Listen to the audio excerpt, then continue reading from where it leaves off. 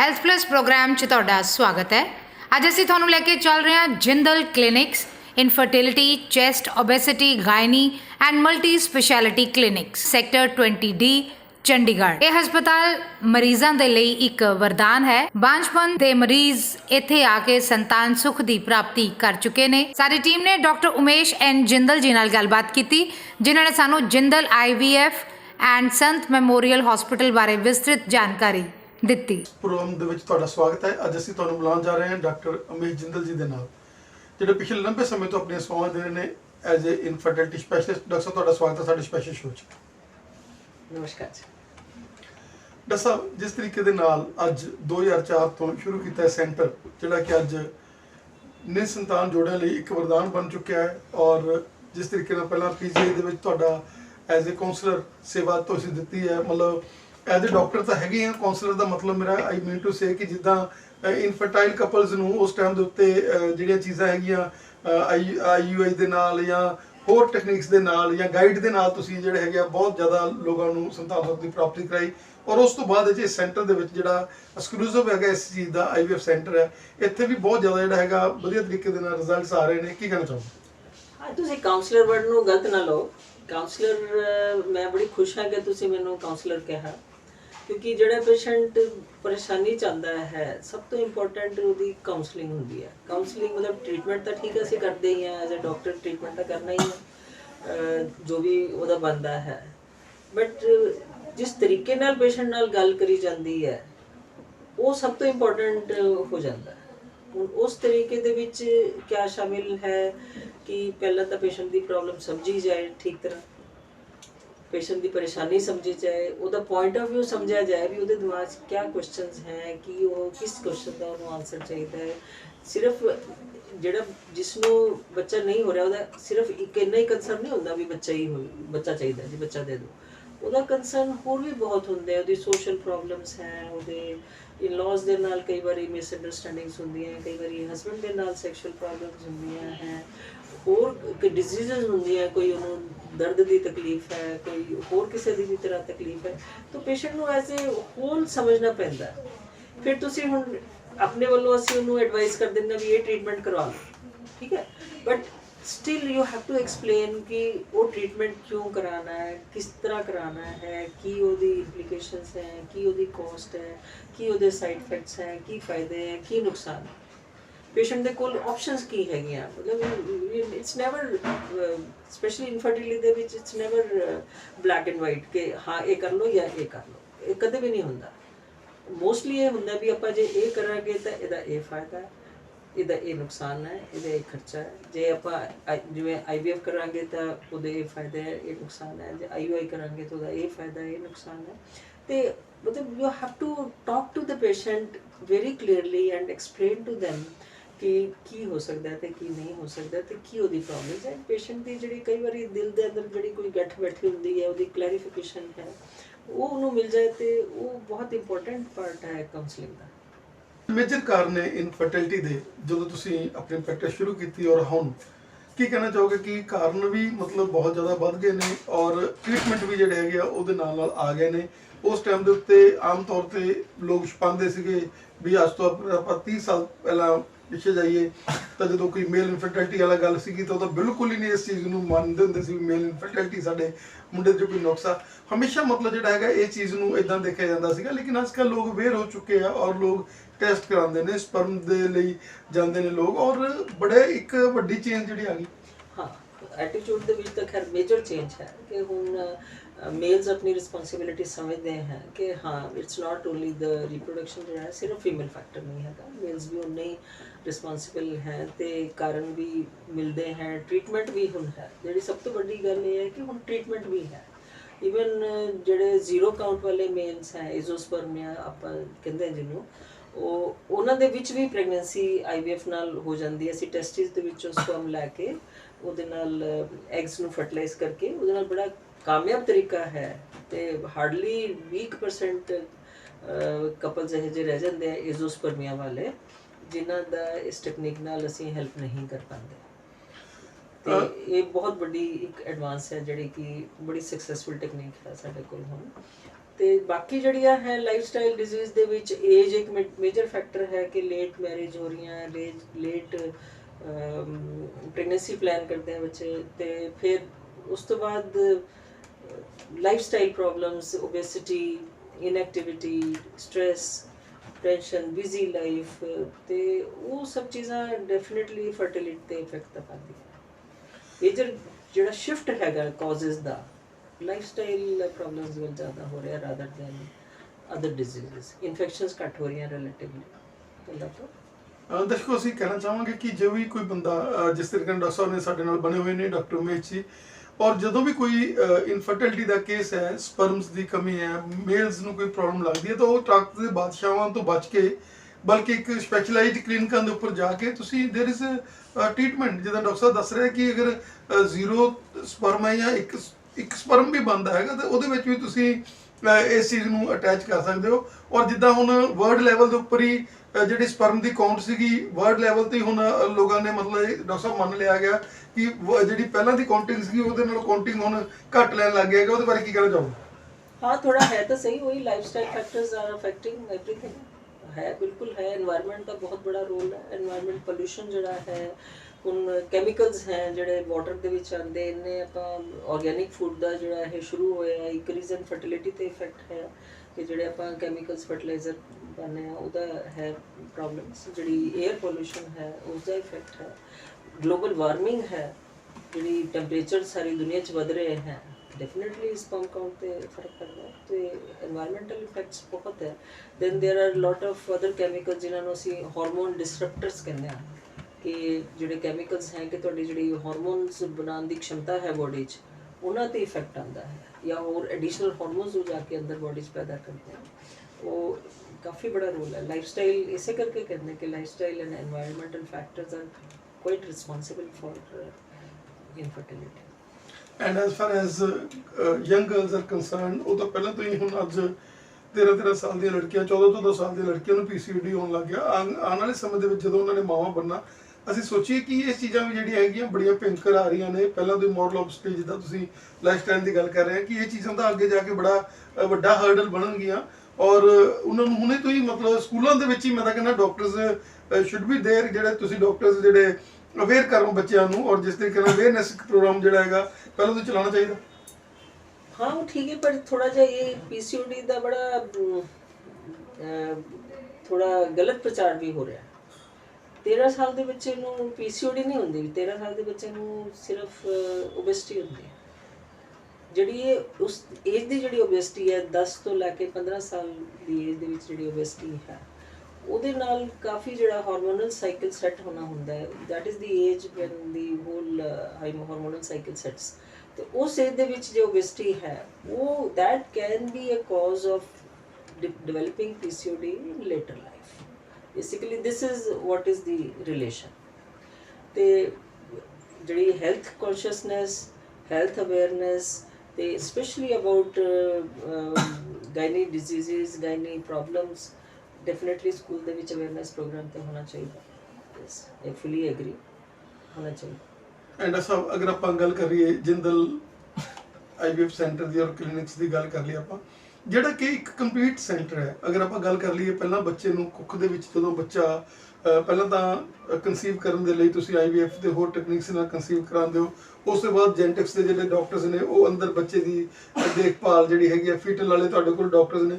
ਮਤਲਬ ਇੱਕ ਐਸਾ ਸੈਂਟਰ ਹੈ ਜਿਹਦੇ ਵਿੱਚ ਪ੍ਰੈਗਨੈਂਸੀ ਤੋਂ ਲੈ ਕੇ ਬਾਅਦ ਵਿੱਚ ਪੈਡੀਟੀਸ਼ਨ ਤੱਕ ਜਿਹੜੇ ਹੈਗੇ ਆ ਉਹ ਵੀ ਇੱਥੇ ਮੌਜੂਦ ਨੇ ਕਿ ਬੱਚੇ ਨੂੰ ਜਨਮ ਕੇ ਉਸ ਨੂੰ ਥੋੜਾ ਜਿਹਾ ਵੱਡਾ ਕਰਕੇ ਉੱਥੋਂ ਤੱਕ ਜਿਹੜਾ ਜਿੰਦਲ ਹੈਗਾ ਤੁਹਾਡੇ ਨਾਲ ਵਚਨਬੰਧ ਹੈ। ਹਾਂ, ਇਹ ਇੱਕ ਮਤਲਬ ਸੈਂਟਰ ਯੂਨੀਕਨੈਸ ਹੈ ਸਾਡੇ ਸੈਂਟਰ ਦੀ। ਤੇ ਉਹਦੇ ਵਿੱਚ ਅਸੀਂ ਜਿਹੜਾ ਐਡ ਕੀਤਾ ਹੈ ਉਹ ਜੈਨੇਟਿਕ ਡਾਇਗਨੋਸਿਸ ਵੀ ਹੈ ਕਿ ਉਸ ਤੋਂ ਵੀ ਪਹਿਲਾਂ IVF ਤੋਂ ਵੀ ਪਹਿਲਾਂ ਜੇ ਕੋਈ ਜੈਨੇਟਿਕ ਡਿਜ਼ੀਜ਼ ਦਾ ਫੈਮਿਲੀ 'ਚ ਡਾਊਟ ਹੈ ਜਾਂ ਪੇਰੈਂਟਸ ਦੇ ਵਿੱਚ ਡਾਊਟ ਹੈ ਤੇ ਉਹਦੀ ਡਿਟੇਲ ਟੈਸਟਿੰਗ ਵੀ ਹੋ ਜਾਂਦੀ ਹੈ। ਅਸੀਂ ਕਾਫੀ ਜੈਨੇਟਿਕ ਲੈਬਸ ਨਾਲ ਜੁੜੇ ਵੀ ਹੋਏ ਹਾਂ ਤੇ ਉਹਦੇ ਨਾਲ ਜਿਹੜੇ ਇਹ ਹੋਲ ਐਗਜ਼ੋਮ ਤੇ NGS ਟੈਕਨੀਕਸ ਹੈ, ਹੋਰ ਕਈ ਸਾਰੀ ਟੈਕਨੀਕਸ ਹੈ ਜਿਹੜੀਆਂ ਕਿ ਜੈਨੇਟਿਕ ਟੈਸਟਿੰਗ ਹੈ ਉਹ ਸਾਰੀਆਂ ਅਵੇਲੇਬਲ ਹੈ ਸਾਡੇ ਕੋਲ। ਤੇ plus we have a very good clinical geneticist ਜੇ ਕਿ ਜੈਨੇਟਿਕ ਡਾਇਗਨੋਸਿਸ, ਹਿਸਟਰੀ ਤੋਂ, ਐਗਜ਼ਾਮੀਨੇਸ਼ਨ ਤੋਂ, ਟੈਸਟਾਂ ਤੋਂ ਬਣਾਉਂਦੇ ਆ। ਉਸ ਤੋਂ ਬਾਅਦ ਫਿਰ ਸਾਡਾ ਕੰਮ ਸ਼ੁਰੂ ਹੁੰਦਾ ਹੈ ਕਿ ਉਹਨੂੰ ਅਸੀਂ ਕਿਵੇਂ ਮੈਨੇਜ ਕਰਨਾ ਹੈ। ਡਾਕਟਰ ਸਾਹਿਬ ਤੁਸੀਂ ਇੱਕ ਨਾਲ ਦੀ ਨਾਲ ਇੱਕ ਆਬਸਟਰ ਗਾਇਨੀ ਹੋ, ਨਾਲ ਦੀ ਨਾਲ ਇਨਫਰਟਿਲਿਟੀ ਸਪੈਸ਼ਲਿਸਟ ਹੋ, ਔਰ ਨਾਲ ਦੀ ਨਾਲ ਸਭ ਤੋਂ ਵੱਡੀ ਗੱਲ ਹੈ ਕਿ ਤੁਸੀਂ ਜਿਹੜੇ ਪ੍ਰੋਸੀਜਰਸ ਹੈਗੇ ਆ ਉਹ ਵੀ ਖੁਦ ਕਰ ਲੈਂਦੇ ਹੋ, ਔਰ ਉਹਦੇ ਨਾਲ ਜਿਹੜਾ ਪ੍ਰੋਸੀਜਰ ਕਰ ਕਰਕੇ ਮਤਲਬ ਇਹਨਾਂ ਦੇ ਇੱਕ ਸੈਂਟਰ ਬਣ ਚੁੱਕਿਆ ਕਿ ਲੇਡੀਜ਼ ਦਾ ਕੰਪਲੀਟ ਸੈਂਟਰ ਹੈਗਾ ਇੱਥੇ, ਜਿਨ੍ਹਾਂ ਨੇ ਬੱਚੇ ਜੰਮਣੇ ਨੇ ਜਾਂ ਜਿਨ੍ਹਾਂ ਨੇ ਪ੍ਰੈਗਨੈਂਟ ਹੋਣਾ। हाँ ठीक है, मतलब खुद का मतलब है साढ़े कोल काफ़ी अच्छी टीम है।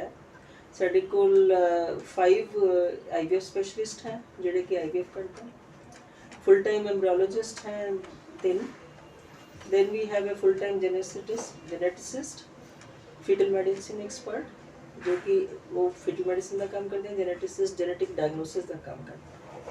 सो जी प्लस सर्जन है, तो इस करके साडी team we are able to provide all specialist services.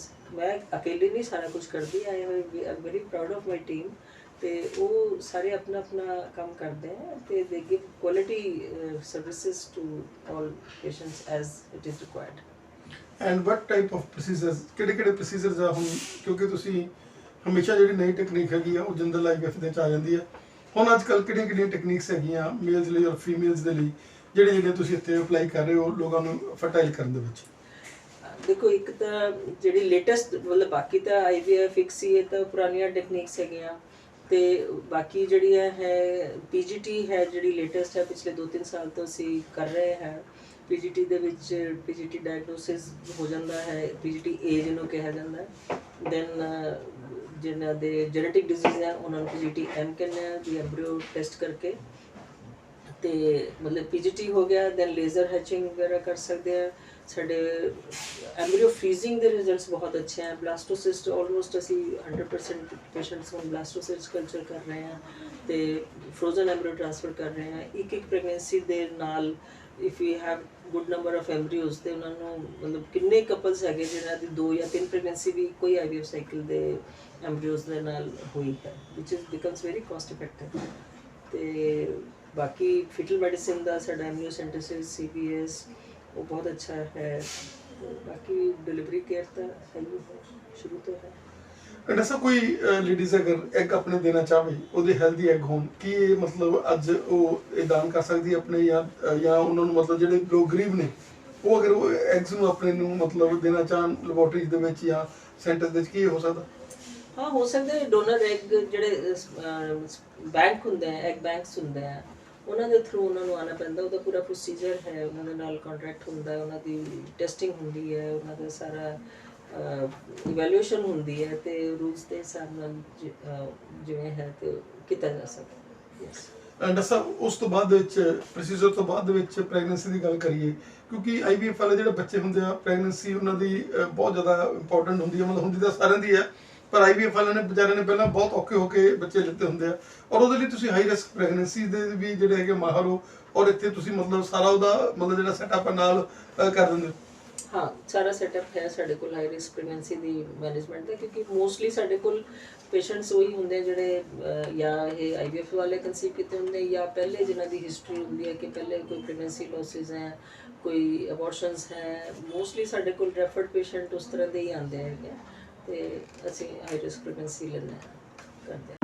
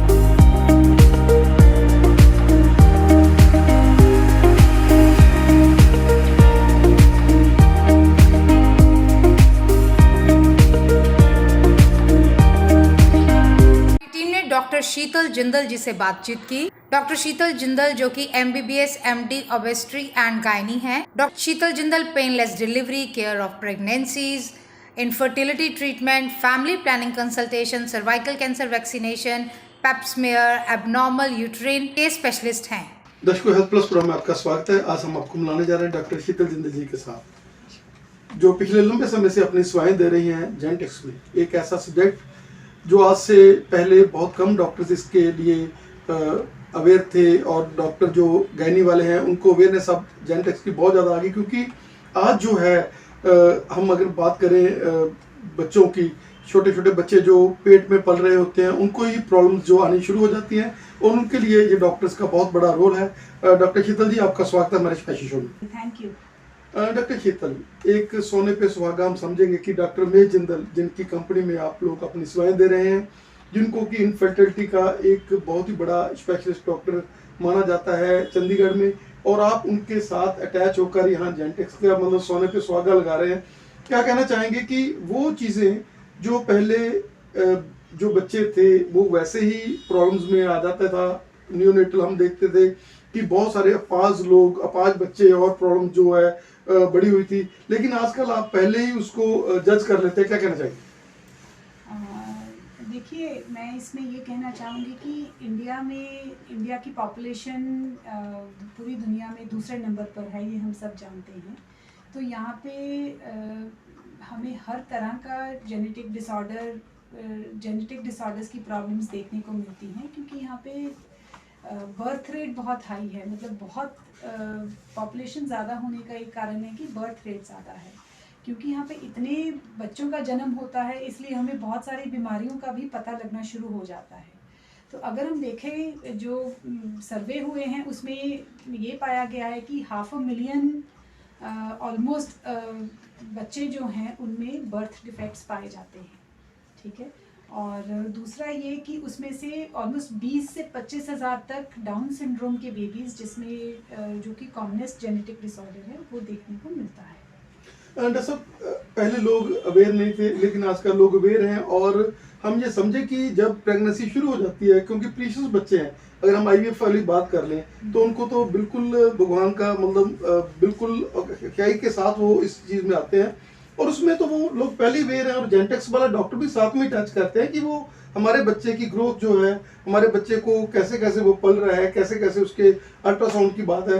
तो हम ये समझे कि आजकल लोग जैसे जैसे ये प्रॉब्लम्स पहले ये मतलब प्रॉब्लम्स रिकॉग्नाइज कई बार नहीं भी होती थी, और बच्चे वैसे ही होते थे। हम देखते थे कि पहले वाला जो रेट था जो डिसऑर्डर्स का बहुत ज़्यादा था, लेकिन अब जैसे डॉक्टर्स का आप लोग पहले ही अल्ट्रासाउंड, पहले ही उसको चीज़ें जज कर लेते हैं। हाँ जी, देखिए, IVF एक स्पेशल फील्ड है। वैसे तो हर बच्चा ही प्रेशियस होता है, पर IVF में हम थोड़ा सा ज़्यादा केयरफुल होते हैं, क्योंकि इसमें हम औरत को प्रेग्नेंट होने में हेल्प करते हैं। तो उस केस में हम पहले फीमेल को और मेल को, आदमी और औरत को पूरे अच्छी तरह से उसकी जांच पड़ताल कर लेते हैं, ताकि कोई बाद में बच्चे में किसी तरह की प्रॉब्लम आने की संभावना ना हो। तो इस पॉइंट ऑफ व्यू से हमारे पास ऐसे कई कपल्स पहुंचते हैं जिनमें कोई फैमिली में पहले से कोई प्रॉब्लम, जेनेटिक प्रॉब्लम होती है, या किसी फीमेल को बार बार अबॉर्शंस किसी फीमेल की हुई होती हैं, या कई बार कोई इस तरह की क्रोमोसोमल एबनॉर्मलिटीज़ आसपास के फैमिली मेम्बर्स में पाई गई हों। इस तरह के कपल्स हमारे पास आते हैं, या किसी न किसी और रीज़न से ये कॉमन प्रॉब्लम्स हैं जिनकी वजह से हमारे पास कपल्स जेनेटिक काउंसलिंग के लिए आते हैं। तो जब हम इनकी काउंसलिंग करते हैं तो उसमें हम बहुत केयरफुल होते हैं कि आगे जब इनकी प्रेगनेंसी हो, या तो कुछ डिसऑर्डर्स को हम पहले ही उनके बारे में डिटेल में स्टडी करके औरत को पूरी उसकी इन्फॉर्मेशन देके ये कोशिश करते हैं कि वो प्रेग्नेंट हो, तो इस तरह के डिसऑर्डर्स उसकी प्रेगनेंसी में ना आए। और दूसरा, अगर प्रेग्नेंट हो गई है तो पूरे प्रॉपर अल्ट्रासाउंड्स, जो कि तीसरे महीने और 5वें महीने में जो अल्ट्रासाउंड होता है, उसमें हम ये पता करने की कोशिश करते हैं कि उस तरह की कोई बीमारी आने के चांसेस हैं या नहीं। कई बार पानी वाला टेस्ट भी किया जाता है, जिससे कि अगर कोई इस तरह की प्रॉब्लम है उसको हम पेट में ही टेस्ट कर सकते हैं, जिससे और अगर बच्चे में प्रॉब्लम है तो बच्चे को पूरे टाइम तक जन्म देने से पहले ही अबॉर्शन किया जा सकता है। आजकल सरकार की मदद भी हो गई है कि अब अबॉर्शन का जो लॉ है, पहले तो सिर्फ 20 हफ्ते तक ही हम अबॉर्शन कर सकते थे, अब वो 24 हफ्ते तक एक्सटेंड कर दिया गया है। तो इस तरह की प्रॉब्लम्स, अगर कई प्रॉब्लम्स जो हैं वो छठे महीने में जाके अल्ट्रासाउंड में दिखने लगती हैं, तो इस तरह के मैल्फॉर्मेशंस या इस तरह के बच्चों का जन्म लेना हर बार सही नहीं होता। तो इस तरह के पेरेंट्स को काफ़ी हेल्प है कि वो थोड़ा सा, अगर अल्ट्रासाउंड में बाद में कोई डिसऑर्डर का पता लगता है, कोई प्रॉब्लम पता लगती है, तो वो पता करके अबॉर्शन की जा सकती है। वैसे हम क्या सोचें कि जेनेटिक्स का, जैसे आपने बोला कि मल्टीपल अबॉर्शंस हो जाते हैं, तो कई बार ये जो चीज़ें हैं इसको हम लोग जेनेटिकली होनी तो है ही, लेकिन कई बार हम लोग डॉक्टर्स पहले ही उसको कोई ऐसी वैक्सीनेशन या कोई ऐसी चीज़ कर सकते हैं जिसके साथ हम लोग उस चीज़ को थोड़ा सा अवॉइड कर सकें और या उसको उसके प्रेशर को कम कर सकें। देखिए, ऐसी कोई वैक्सीन तो नहीं है, पर एक रुबेला की वैक्सीन है जो हर प्रेग्नेंट होने से पहले हर औरत का रुबेला का टेस्ट होना चाहिए, क्योंकि रुबेला अगर प्रेगनेंसी में हो जाता है तो उसकी वजह से मल्टीपल कई तरह की बच्चों में जैसे आँखों की प्रॉब्लम, कुछ बॉडी के पार्ट्स डेवलप ना होने, दिमाग में भी कई तरह की प्रॉब्लम्स अल्ट्रासाउंड पे दिख सकती हैं। तो ये रुबेला की एक वैक्सीन है। अगर किसी औरत की प्रेग्नेंट होने से पहले रुबेला का टेस्ट होना चाहिए, और अगर रुबेला का टेस्ट नेगेटिव आता है तो औरत को वैक्सीन लगानी चाहिए ताकि उसको प्रेगनेंसी में रुबेला की प्रॉब्लम ना हो सके। ये एक वैक्सीन है जो मैं चाहूँगी कि ज़रूर ये टेस्ट हर औरत का हो और रुबेला की वैक्सीन प्रेगनेंसी से पहले लगाई जाए। जैसा अगर हम बात करें इस सेंटर की, जो कि एक सारे हिंदुस्तान का एक बढ़िया सेंटर बन चुका है, अगर हम देखें हिमाचल के, हरियाणा के, राजस्थान के बहुत दूर दूर से पेशेंट आ रहे हैं, कौन सी ऐसी टेक्निक्स हैं जो आप लोग यहाँ पर यूज़ कर रहे हैं? देखिए, हमारे पास यहाँ पे जेनेटिक्स की हर सुविधा अवेलेबल है। यहाँ पे हम IVF के साथ साथ और कई तरह की जेनेटिक्स को डील करने के लिए फैसिलिटीज़ प्रोवाइड करते हैं। उसमें से एक तो PGT है, प्री इम्प्लांटेशन जेनेटिक टेस्टिंग।